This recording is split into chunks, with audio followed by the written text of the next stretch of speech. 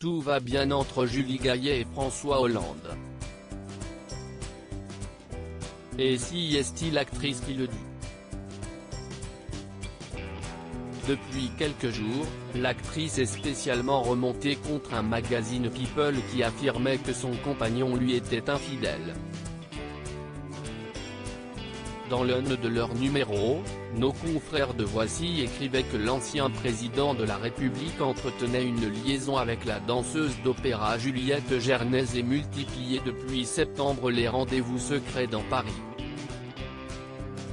Des rumeurs qui ont particulièrement blessé la comédienne, qui depuis ne cesse de clamer qu'entre elle et son compagnon, tout va pour le mieux.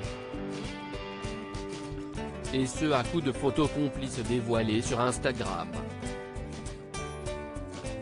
La dernière en date est une photo de Julie Gaillet et François Hollande, où le couple s'affiche bras dessus bras dessous, et qui montre qu'il n'y a aucun nuage à l'horizon.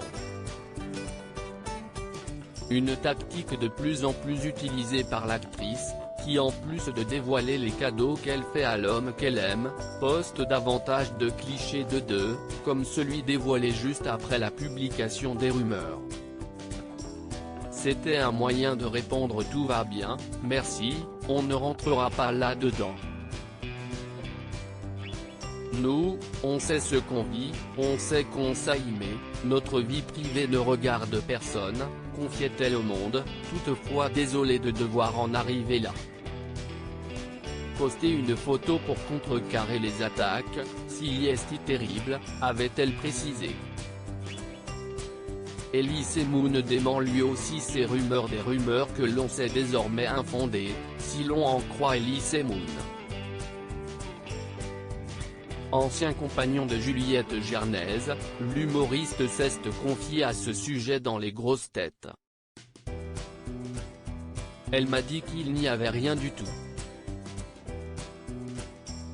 Elle m'a dit qu'il y avait 4 flics autour d'eux.